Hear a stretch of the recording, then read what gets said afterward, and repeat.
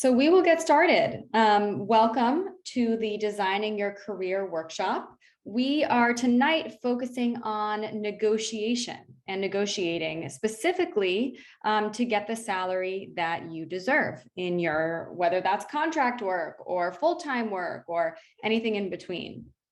And a couple of logistics that we always start off with. So you are welcome to ask questions throughout the session using the Q&A feature. And that's really the best way to ask questions is in the Q&A versus in the chat. So the chat is harder for us. But we will answer those as we go, as well as at the very end of the session. And a recording of today's workshop will be emailed to you. So with that, I'm actually not going to be facilitating tonight's session. By the way, my name is Lauren Pizer. I am work on career services and learning design at Pathstream, but I'm actually joined by Crystal from Rora, who will be leading tonight's session, and I will actually give her the reign of Zoom here and let her introduce herself and get us started. Hi, everyone. Welcome, welcome. I'm Crystal. I'm the head of career advisors here at Rora. We are a startup that focuses in on career coaching, and optimizing your negotiations with your job offers. So that being said, we do have quite a bit of material to get through today. If you have questions, please plop them into the chat room. Lauren's going to be helping me monitor that. And there will be pauses along the way where we'll just catch up on some of those questions. And without further ado, I'm going to go ahead and start my slides. So let me just get that going for a sec here. All right, so here we are. Hi, we're here talking about how to negotiate today, the Pathstream edition. And just really quickly in terms of welcoming everybody, background information on myself. I've negotiated thousands of offers at this point, put millions of dollars back into the pockets of candidates. I've always been an advocate more for my mentees and people who are more so candidates. So it's natural that I go ahead and join a company like Rora that is completely 100% candidate focused. And if you're not sure what I mean by candidate, I mean those of you who are seeking to be employees of a company. My background is I'm a former VP of recruitment here in New York City, where I helped source for the job. I helped fill the job and make that match everywhere from interns all the way up to C-suite team, as well as I've also been a former tax manager, and I specialize in high net worth individuals. And what that allows for me to do for our clients is that I'm not just looking at things from one point of view. I'm taking into consideration, hey, let's not only look at this offer at face value. Let's also consider that's a no tax state. If you're getting an offer from California versus an offer from Florida. Florida doesn't have any state income tax, right? So keeping in mind what your take home ends up being, that's how my tax side comes in. In terms of my recruiting side, well, obviously most of you will be dealing with recruiters when you go on your job search. So the recruiters will be trying to get you on tilt. So I'm the one that's sharing with our clients what to look out for, what to anticipate, how to even put things in motion, and then how to react, get ready for those reactions. So I don't just tell you how to ask an offer, but I prepare you for what happens after you ask that offer. Okay, so that's me in a nutshell. What really resonates with me, and going back to this previous slide, what really resonates with me with Rora, and the reason why I joined was because I was that person.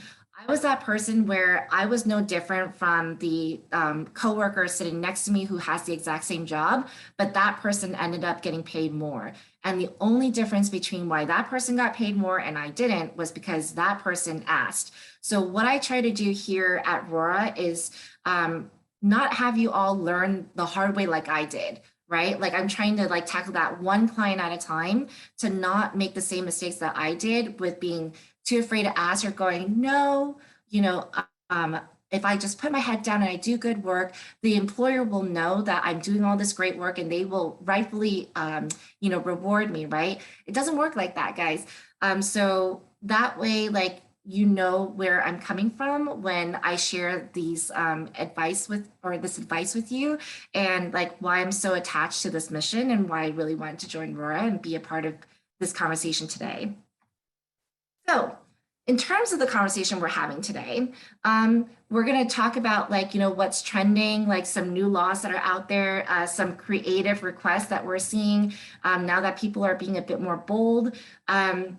We're also going to talk about, changing some mindsets. Like we have this thing here called Ask Anyway, like thinking about like, that there's more leverage out there than just showing data.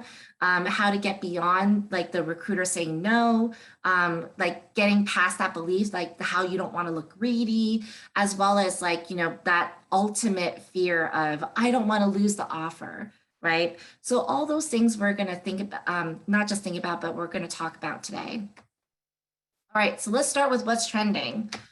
Well, this is probably one of the best employee markets like that we've ever seen. There's been a lot of bold action from employers trying to be aggressively recruiting in a good way. Like they're being competitive. They're trying to put more out there in terms of like trying to entice even people who are maybe only like mediocre at their jobs, but they are lacking talent, so they're willing to pay a higher premium for it now. So I'm sure you all have been hearing about the Great Resignation, and how employees are finally finding that they do have a voice, that they do have power. I'm sure you all see it in the news, like how their one employee at Amazon now has allowed for like the location in New York to have a union, right? So that started with like one employee speaking up, right? And there is definitely more willingness from employees to set and respect their boundaries at work, and there's less fear of speaking up. Okay, now what's trending and happening for you that is legally on your side? So transparency laws are being passed like left and right with jurisdictions. And what do I mean by jurisdictions? I just mean like, that governing body. So it could be a city, it could be a state, it could be the federal government. So that's what I mean by jurisdiction. So the most recent jurisdiction is NYC, right? New York City. You see the sign here. I am based in New York. New York City, with the help of Power Her New York, has passed a law that allows for, not allows, but actually has the employers who are based here in New York write down the compensation for the job upon the job description itself, right? So that upfront, when you're applying for these jobs, you already know what the pay scale is. And this is happening like, more than just New York City, happened in Colorado. Previously, like California had the California Equal Pay Act. So we're seeing more and more of these types of transparency laws passing. And what that allows for you to do is have more of the information on your side so that you can make that best decision for yourself, right? And more of that information up front. Now, just like with any law, I got to give you heads up about them, right? As laws are created, it's left up to interpretation. There are potentially loopholes. So when it comes to the transparency law, it's very possible that they don't give you just the pay scale for that role, but maybe it spans 2 levels, right? So you want to be very careful of that, right? Keep that in mind, that the pay scale that they're giving you might actually not just be for your level, but the level below. As you may know, when you're interviewing with employers, it's not always known, like, what level or what position you should be coming in at. Sometimes that gets discovered along the way as they interview you and get to know more of like what you bring to the table and know your skill set. So it's very possible that they provide the pay scale in this manner to you as well as they figure that out. And as you figure that out, your job is to make sure that once you have that leveling, that you are being compensated correctly. Okay. The other heads up I'll give you is that the law is slightly different from jurisdiction to jurisdiction. So for instance, the latest law that passed for New York City, like has the requirement of the pay scale be put on the job description. But in California, they're not required to share that information with you until after you've interviewed, right? So the timing of when that is required by law to tell you that pay scale information could vary from jurisdiction to jurisdiction. So with any law, you definitely want to read up on it and get a better understanding and see if it applies to the jurisdiction that you're applying to. Okay, now the other area that is been trending for quite some time now, like for like the last like 5 years, are these like salary history band laws, right? So these became like very much so on trend to try to close the pay disparity gap.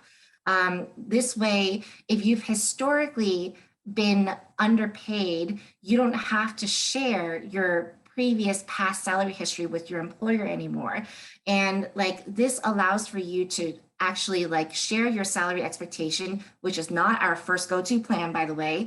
But if you were forced to share your salary expectation, you're not having to just only share your past salary history anymore. You can more so give a number that you're finding that's more closer to your current market rate to try to like make up for that gap. And just like the previous transparency law, I want to share with you some of the loopholes around the salary history band laws, okay? Just like any other law, once again, check to see if it applies to your jurisdiction. Not every jurisdiction has these laws in place. Okay, the other heads up I'll give you is that the way recruiters get around this is that they have a very popular line. They say, well, I can't force you to share your salary history, but I can't stop you if you choose to volunteer it. And they say this a lot to try to like, entice you.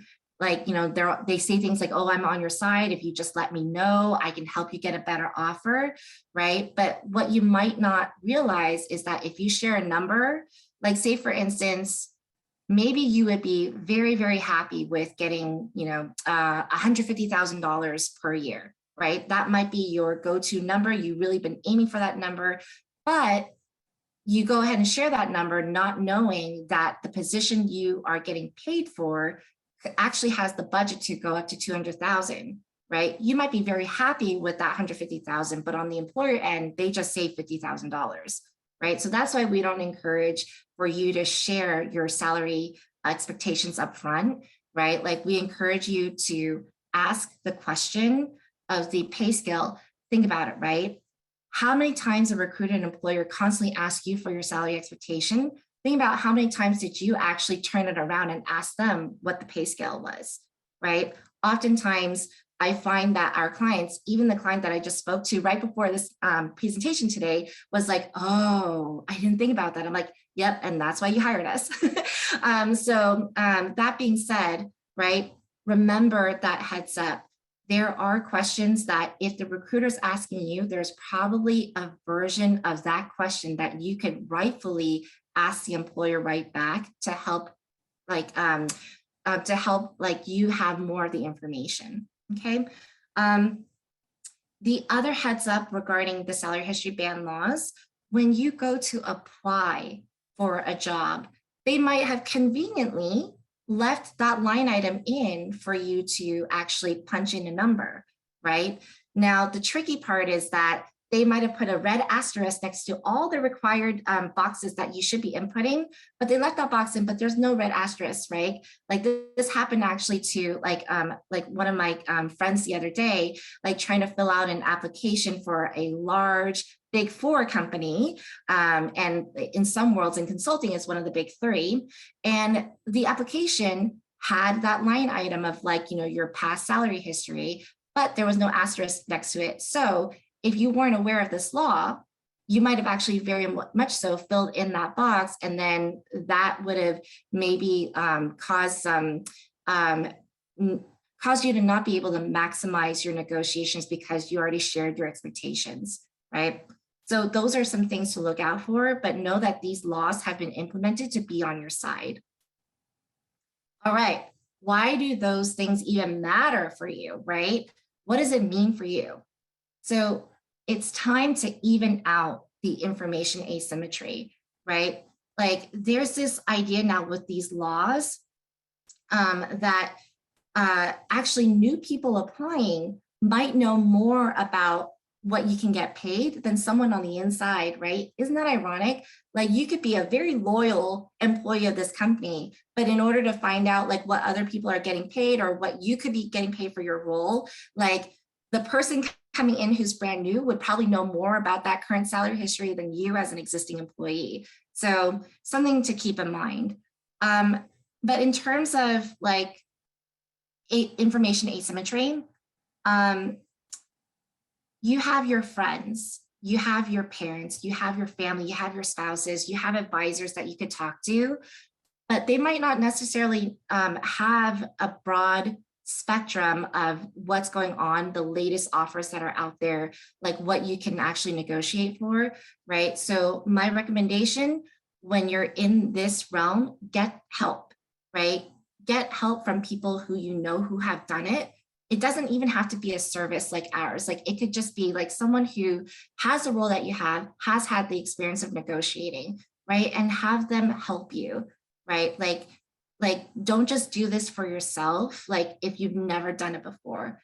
If you think about growing up, how every step of the way when you were going to school, you always had some like paid like professional teaching you about these things and how to get through like, you know, certain topics and whatnot. But when it comes time to you having this most critical point in your life about negotiating, there's not a paid professional that's guiding you unless you go seek it out yourself, right? This is not something that's just given to you, like if you were part of like the public school system or if you were in college, right? So definitely seek help, especially if this is something that you don't know how to do or you feel like you don't know exactly like how to even get started and you're like really scared, right? Sometimes it helps to just have someone in your corner. All right, so the other thing why this should matter to you is that you only know what you know. I don't know if you all ever had this experience when like working at your first job, but when I first started out as an accountant, like I used to have managers ask me like, why aren't you asking questions, Crystal? And I'm like, well, because I don't even know what questions to ask, right? Like I was so not aware of what was going on until I started doing the work that I finally like realized, okay, this would have been a good question to ask. That would have been a good question to ask. But when it's something that's so brand new, like you only know what you know. So if you don't know to like, you know, that you can extend a deadline, something as simple as that, that could help you get a lot more money or at least buy you some time to figure out how much you should be asking, right? Like seek the help of someone who does know to get you through that hump. And speaking about deadlines, right? We will have a little chat later on about like how to even like conquer these deadlines. So a quick slide on wrapping up the trends section, getting creative. We are seeing some creative requests these days and some creative perks that are coming from the employers.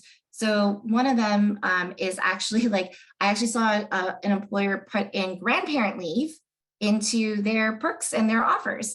I've never seen this before. I thought it was absolutely genius because yes, there are people who are becoming grandparents out there. And so just like they have maternity leave or paternity leave, why not have grandparent leave?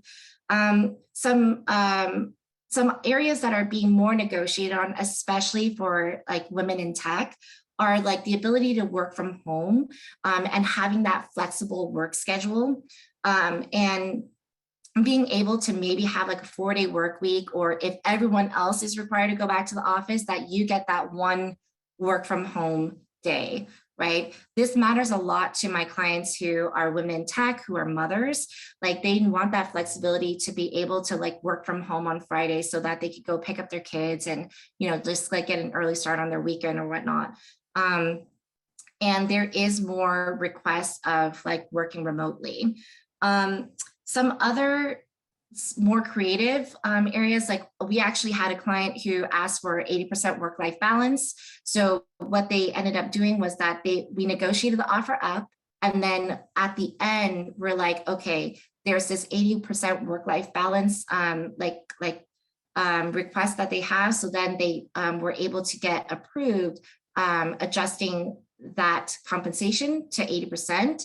And that way there's only that expectation of that 80% work that they do. And there's also been more negotiating around non-competes and moonlighting clauses. A non-compete, if you're not sure what that is, it's one of those clauses that like say, oh, you can't go work for a competitor for within like these locations for this period of time, right? Like we've seen some non-competes be as long as 2 years. And we've seen some non-competes that were able to be negotiated on, but then they're like, either you get to choose the bonus or you get the shorter non-compete duration. You pick, right? Client went for the money. And then moonlighting clauses, like, maybe there is a need for you to have a second job. That's all, up to you working it out with the employer. But sometimes, like, if you're looking for something that's not necessarily going to cost the employer something, like that is something that you can look into. It's rare to negotiate these items, but this is that kind of time where some of these rare items are more considered. So the reminder is, don't forget to consider the non-monetary requests, right? That does also include start date, by the way. Start date is considered a non-monetary request. And then don't forget that whole concept of ask anyway, right? Even if you're getting just an additional $1,000, that has a compounding effect, right? Like if you get an extra $1,000 on your base, that bumps up whatever annual bonus that you might have. That gives you the ability to start at a higher base if you're like looking to leave and negotiating the next offer for the next employer, right? And there, once again, is a compounding factor. So it's not just a one-time $1,000 increase, but it will add to the years afterwards and after that and after that. All right. So a couple of notes on optimizing negotiations in terms of how to think about it when you come to a new job versus promotion and raise. You're a job seeker. Don't forget to pay attention to those new laws that are working in your favor. As I mentioned earlier, the irony is that an existing employee will know less about that pay transparency than you as a new candidate. And also, if you're a new job seeker, when you negotiate before you get to the job, that's actually the best time for you to try to get a 25-30% increase. My biggest success story here in terms of monetary value is a client who not only were we able to double their offer, so 100% increase, but we were able to also level them up 2 levels, right? So these things are possible, but they're not possible if you never try. So always try to advocate for yourself. When it comes to promotions and raises, you want to think about keeping a log along the way, right? If you wait till it's time for promotions and raises to think about all the things that you've achieved over the past year, it's too late.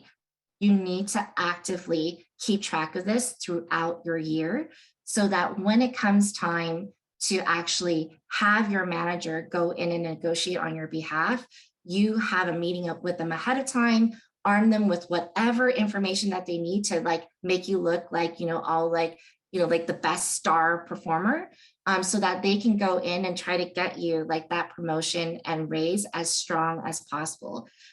One of the best tips that I ever got from a partner who was a panelist on my transition panel, she straight up said that, newsflash, we're not always thinking about you, right? So like as much as you think that your manager will remember that great thing, that great achievement that you had, like, let's not take it a chance. Let's make sure that like, they remember like right off the top of their head, right? By you providing them that information and for you to provide them with, not just like the qualitative, but the quantitative, right? So if you helped bring in so much money to the company that not only did you cover your own salary, but you added to the bottom line of the company, that's worth mentioning, right? So do that along the way.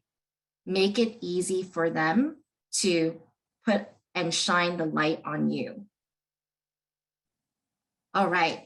So I'm going to pause there to see if there's any questions that we should already be addressing before we start talking about changing mindsets. Thanks, Crystal. So there was one question that did come in so far, which is about, if two people have already agreed to a salary, how can Mhm. you then negotiate an increase? I learned later that I could have asked for more, but they didn't ask for it right up front. So, it sounds like maybe this is one of those situations where you already signed the offer. Am I getting that correct? If you already signed the offer, the only way that I could see that you get an increase at this point is to actually get an outside offer that is competing. But that means that you enter into what's potentially like an accept and renege situation, right? Like, so that's a situation where you've accepted an offer, but you continued interviewing because maybe like there was some other things that you wanted to finish up, but maybe you're getting so much pressure for an employer to sign before you were ready that you signed your life away and you were concerned about losing like the one offer that you had in your hand. Very, very normal situation, very, very common. So the only way that I could see that happening and doing it safely is, for one thing, getting the help of someone who's done this before. And then secondly, having secured the fact that you have a much better offer elsewhere that you could bring to the table, right? So we oftentimes call that a Godfather offer because it's an offer you can't refuse, right? Like it's so great that no one can blame you for taking this new opportunity. Case in point, I had a client who took an offer with a startup, and that was the only offer that she had at the time. And then later on, she was able to get an offer with Instacart. And this offer with Instacart was double what the startup was able to pay her. And so we were able to actually let go of that offer and then have her join Instacart and be able to negotiate the offer with Instacart. But we wouldn't have been able to do that if that Instacart offer wasn't as good as it was. Okay, so So we is there could do another one question? more question now, or we can pause until the end. How do you feel? Yeah, we can do the one more question now, and then I'll hop back into the slides. Great. So how do you negotiate with a recruiter if they are giving you a salary that is way below the minimum wage, citing that you are returning to work from a different country, so you don't have experience in the US? This is one of those situations where if you have the luxury of not being forced to have to take a job to actually just pay the bills, this is one of those situations where I'm like, if the employers are already talking to you like this, are you sure you even want to work there? Right. So I would only continue talking to this employer if that's if you just need to take a job to pay the bills until you can find something better. But it sounds like this is not a very good um, it doesn't sound like a very enticing place to work. And I'm just concerned that if they're already this way before you get there, how bad are they going to be when you show up? That's always something to think about, right? If they're already giving you such a hard time right now, think about how it's going to be if you even just show up. Okay. All right, so I'm going to go back into the slides. Lauren recommended that I try to include something where there's some action items and some walking you through. So I wanted to talk to you about how market value data is not the only way to negotiate, right? You don't need market data in order to strongly negotiate. We've actually been finding a lot that the strongest negotiations is all in the way you approach it. So I'll give an example. This stuff I can pass on. I'm going to go straight to the deadlines, okay? I wanted to share this example with you all today because it had nothing to do with market data and it had everything to do with just getting over fear and making a request that actually is looking out for you and not just making it all about satisfying whatever the needs are of the employer. Okay, so one of the top 3 things that a recruiter will do is to try to catch you as quickly and as cheaply as possible by using deadlines to intimidate you to like accepting sooner, right? Or verbal offer pressures or lowballing, right? These are 3 tactics that they use very well, and they can get people in quickly and cheaply using these tactics. I'm going to talk about trying to get over one of them today, which are the deadlines. So when it comes to the deadlines, I have an example of a client that I helped recently. This person was an economics PhD and got an offer as an academic assistant professor. This offer was around $100,000 a year, right? Like it's a respectable number, especially for being an assistant professor. And they needed to know by the end of the week. They gave her the heads up, that they needed to know this, but like Sally was not like ready. She never visited the campus. They offered to show her and tour that. And so what she did was she drafted a deadline extension request, right? But it took a lot for her to get there. Like I started like recommending, hey, why don't you just ask for a week? And she was like, no, I want to respect their deadline. They have a quick turnaround. I'm like, you need to ask, at least try, right? Like if they say no, then fine. It wasn't anything beyond what we expected, but at least ask them, right? Because Sally had other offers in the mix. Like she was waiting for the answer back from at least 2 other companies, right? So finally convinced Sally to ask for 3 extra days. And what happened in those 3 days? Another offer came in for a consulting gig that ended up being over $300,000 per year, right? All because she asked for 3 extra days to allow for herself to give a bit more time to consider the first offer, but also to at least give a chance for these other processes to finish and like come through with their offer. And to put like, some sugar on top, like she didn't actually even respond to the consulting firm right away. And they actually increased her offer naturally on their own. So she went from like almost having to accept $100,000 offer to actually accepting a $320,000 offer per year, all because she got over her fear and asked for 3 extra days, a $220,000 difference. And it had nothing to do with data. It had everything to do with getting over her own fear and just asking for the time that she needed to at least finish her processes and have some of these other answers come in. So that just goes to show that it was about getting over your fear. It's all about how you ask, right? And at the end of the day, she was that type of person where if she accepted that $100,000, she would have actually ignored this new offer that came in that was like, $320,000, right? So that just goes to show that like, please don't put that, slam that door on your own. Like, don't slam the door on yourself, right? Always just ask anyways, right? As long as what you're asking is reasonable and like you ask it professionally and respectfully, then the worst they say is no, all right?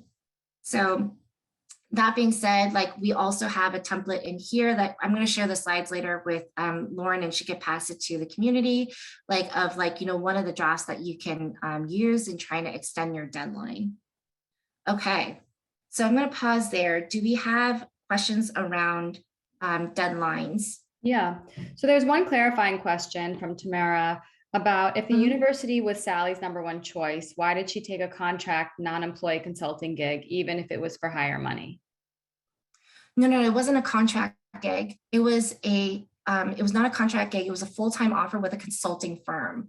she wouldn't have actually even taken that, considered that. She would have declined all of her other opportunities because she was just that type of person where she feels like if she accepts one offer, then she's got to turn down the rest and not try to enter into an accept and renege situation. She would not be comfortable entering into a situation like that. Thank you. And so I don't think that this is exactly related to kind of this current slide and the deadline extension that we're talking about, but I know that we are seeing some questions here about negotiating salary when you are entry level or an intern or don't have any prior experience, and whether it's still acceptable to do so. Yeah, so I do not recommend for undergrads or like people having no experience to negotiate without having the safety of multiple offers, right? Like when you have the safety of multiple offers, it allows for you to make it about presenting the facts and not about like, coming across as potentially like asking for just like a cash grab or asking for the sake of asking, right? Like at that stage when you don't have experience, like there is a huge pool of candidates who could come in and take your job that could be more competitive. So that's why if you're in that space, if you're at that level, you really need to make sure that you have multiple offers before you like approach negotiating. That's our strongest recommendation. Now, if you have an internship, right? If you have an internship, during that internship, you got to play the game. Like build the relationships with your managers, like get to like know your team, right? If they have team meetings, like you should definitely ask a question that is relevant to the topic that they're talking about and have yourself notice. The more the employer can visualize you being a future employee, the better, but you're not going to get that recognition if you just don't speak up and don't get noticed, right? You also want to be building rapport with your teammates so that when you do get considered for a full-time conversion offer, they can share some insight with you, like, hey, this is what I did like when I was in your shoes, right? Like, this is how I approached negotiating with this company. This is what I think that they can do, right? But like, once again, without doing that legwork while you're doing your internship, it's going to be really tough for you to be able to, first of all, get the full-time conversion offer. And then secondly, like if you're asking at the end, it's a bit too late. You need to be building those relationships over time. So you got to play the game. Okay. And Crystal, would you change your answer at all if the person was negotiating after a career break or if they were relocating to the US, or is kind of the answer you just gave kind of what would be for that case as well? So like that actually wouldn't be the same situation, because if it's a career break, then it would depend on how much the previous career is relevant to the new job that they are applying to, right? So the more you can demonstrate that the skill set that you had previously translates into your new role, the better off you're going to be. So I'll give an example. I had a client who used to work for Deloitte in consulting, and now works for Google. But this person, like even though they had probably several years of experience with Deloitte, that experience was not relevant to what this candidate is doing now at Google. So therefore, like there was no additional compensation for that type of expertise. The only thing that that client was able to transfer over was just someone else had taught this client how to be a professional, and that was it. But it had no relevancy on becoming a software engineer. That's great. Thank you, Crystal. So we have about, 15 minutes left. I wanted to just make sure that you knew that and that we can move on to other parts of the presentation. Thank you. Thank you. So there are a lot of slides after this, and I always want to come in with more content just in case. And like just to wrap up this like kind of first belief of, you need market value to actually be able to negotiate. It's only one leverage card.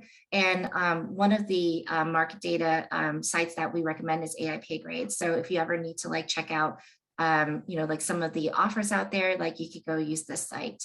I'm actually gonna like pause here, and I'd rather at this time just kind of open it up to the audience and see if there's like more like general questions that I can answer for you regarding negotiations.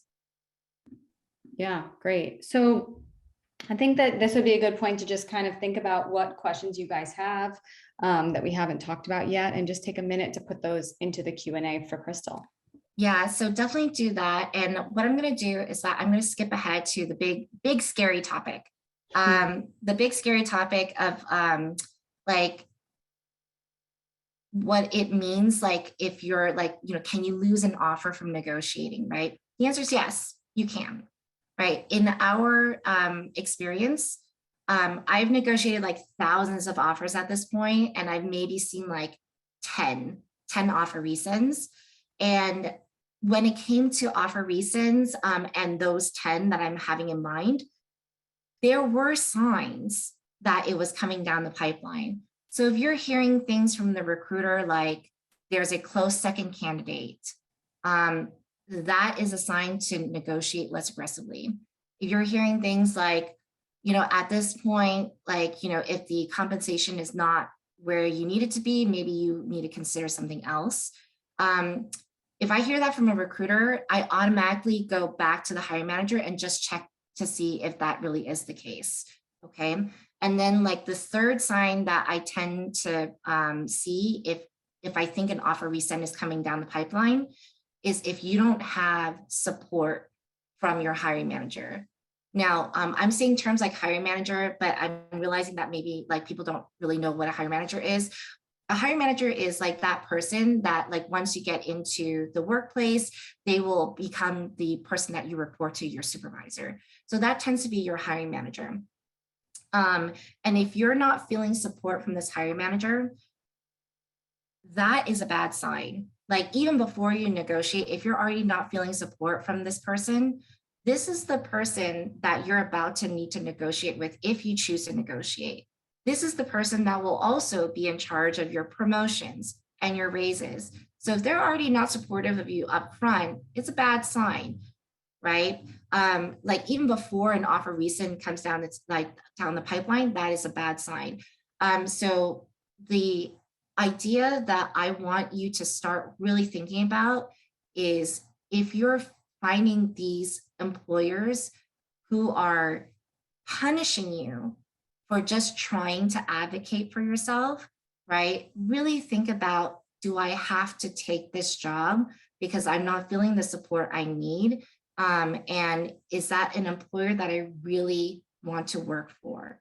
Okay, so I can't stress that enough. Okay, so once again, is there a risk in negotiating? Yes, but once again, there are signs that lead up to it. So recognize those signs. I just shared with you what they are. So like you have the heads up.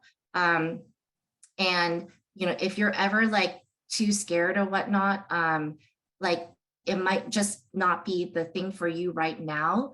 But like even if it's something as simple as extending the deadline, right? That's a win in itself for some people, right? It was a clear win for Sally, right? That just getting over that fear, she was able to get an extra $220,000. So anyways, so are those questions coming in? Are we ready?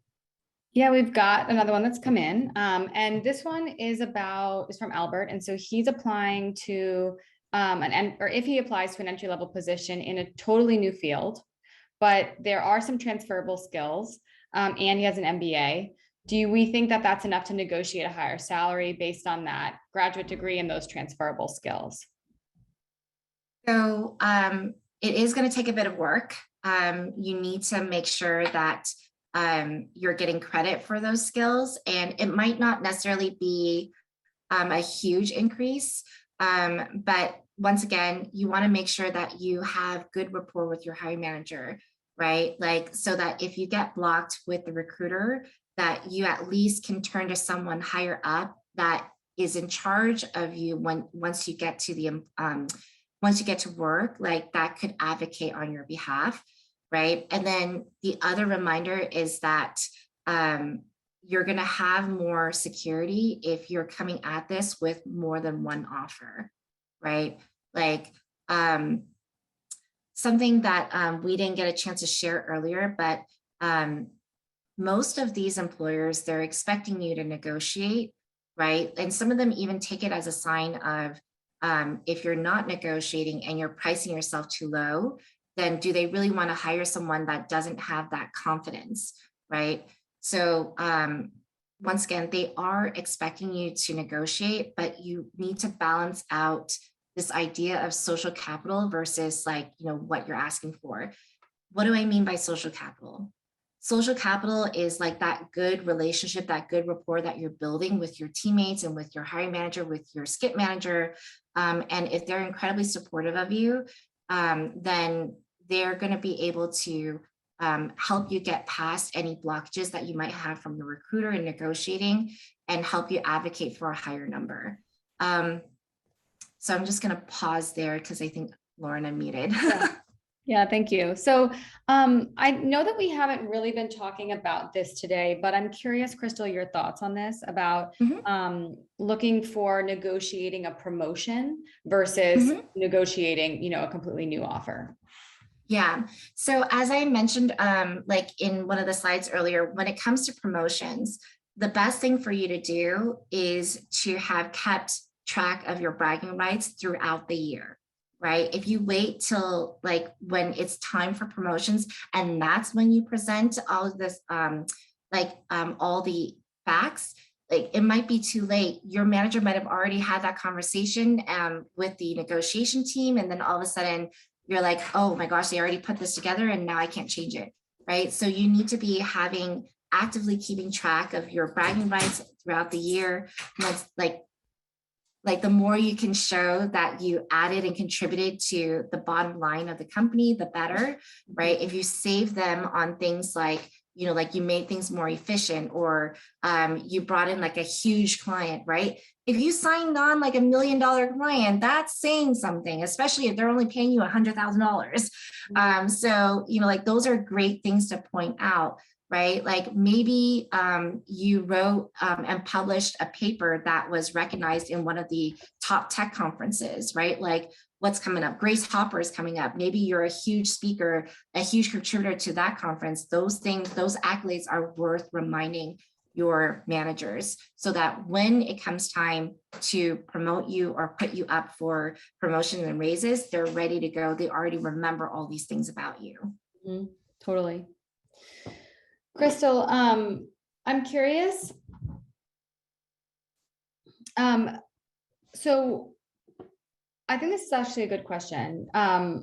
Tamara, I think it's a good one. So have you ever seen in your experience that when people negotiate for really high salaries, that they might be more vulnerable to layoffs because maybe they have the higher salary, it's easier to cut those people.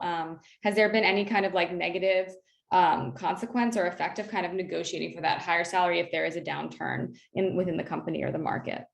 So I haven't seen that with the clients here. Like a lot of our clients are those heavily sought after, like research scientists, PhDs and whatnot. But I've seen it like, you know, just like in my personal life where that is something that is possible, where like someone is the higher paid and they'd rather like lay off that person and then bring in someone who's cheaper that they can like remold and rebuild back up at a cheaper rate. So that does happen.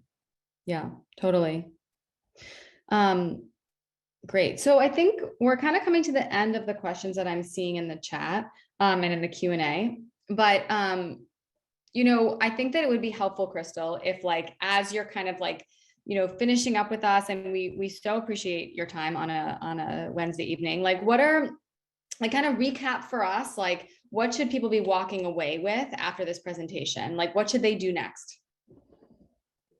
Okay, so what you should do next, right? Like, especially if you're someone who is fearing like you don't have very much leverage, right? Like ask anyway, right? Like get that mindset in you, ask anyway, right? And if you're not getting an increase on monetary items, get creative. Think about the non-monetary stuff. Like maybe what you really need is to push out the start date, right? Like maybe what you really need is like the one day where you're working from home and the other days that you're working in the office, right? Don't forget about those non-monetary asks. And the other reminders to remember for today is that there are laws that are trending to help you now to try to even out that playing field, right? Like read up on these laws. You're not the attorneys, but you can at least have a general understanding and make sure to apply that to your job search, right? These laws are there to help you and try to even out that playing field because they know that there are employers that are misbehaving or behaving badly, right? So use that to your advantage. So there is one question that did come in that I just wanted to make sure. I feel like we've covered aspects of this, but there might be something that I'm missing about it. So if the salary range presented is a really large salary range, let's say between 120 and 200K, which is pretty large. And if somebody's offering you on the lower side of that, I think the question is like, how do you choose where within that range to kind of counter? So like, it's not just about choosing a number, but understanding why that number landed the way it did, right? If they gave a range and they gave you the low end, they should be telling you, okay, this is the reason why it came in at this. And if you don't know why, do not be shy to ask. Go like, it would really help me to understand this. Like, go talk to your hiring manager and, like get an understanding about leveling and what's expected of this level, what's expected of the next level up. And if you're hearing that you're already doing things at the next level up, that gives you more grounds to be able to ask for that higher salary. You might even be able to dip into the next salary band if you're already doing things at the next level. Have those conversations with your teammates, one at your level, one at the level above, right? Once again, because you want to hear what the difference is. And if you're already performing at the higher level, that is grounds for you going back to the recruiting team, to the hiring manager going, hey, let's have a conversation around leveling. I just want to make sure that I'm being leveled correctly. Like I do have concerns that maybe I'm not. And that might actually be resolved by just having like an additional interview or two to confirm that you do have that skill set. We've seen that plenty of times with our clients. Yeah, that's really helpful, Crystal, to know that like you can go back and ask kind of why you were placed within a certain range. Yeah.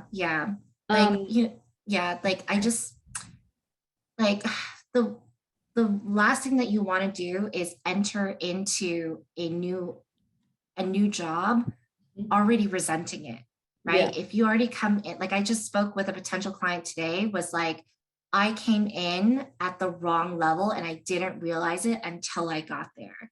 And that was incredibly like just disheartening, right? And no one advocated for her. She didn't know to ask the question. And now she's having to look for another job because that resentment is too strong. She needs to leave. She needs to look for something else. Yeah. Oof. Well, thank you, Crystal. So I'm going to put up one slide that I wanted to show everybody as we sign off. But before that, I will just say there's some questions about if there's a site for people to learn more about hiring laws. If there's anyone that you would recommend, Crystal. Oh, that's a good question. Right now, the first site that comes to mind is if you just explore PowerHer New York. They're not attorneys, but they do have a team of attorneys that put this bill together, and so they have a lot of information on that bill that just passed. And it's called Power. Right? It's called Power Herd. Yep. I just put it into the chat. PowerHer New York. Okay. Yeah. And in terms of employment attorneys, like I have a name in mind, but that is very specific to a New York situation, right? Like every version of this law has another like lawyer that would be attached to being the expert on that law. So so that's like kind of like where it becomes a little messy. But if you need to know a name of a lawyer that might know some of this stuff, then heck, maybe it might be even something where I could have a workshop and invite you all back. Oh, that's great. Thank you, Crystal. Yeah, absolutely. I'll definitely follow up with you about that. I think there's a lot of gratitude coming in on the chat, so please feel free to Thank share that for you. Crystal. We appreciate all of the thank yous. And just to wrap us up, we have one more of our Designing Your Career Workshop series on the 13th of April, which is next week. We will have more of these, but we kind of do them in series. So this is the end of this particular series. And this is going to be an AMA, which means that you are going to bring your questions, and myself and other career coaches are going to answer whatever questions you have. So it's a very open-ended event. And then, as always, I want to remind you about our programs, pathstream.com/programs. You can also email our enrollments team, but we are here for you, whether you're a current student or a potential student. So I want you to be aware of the programs that we offer.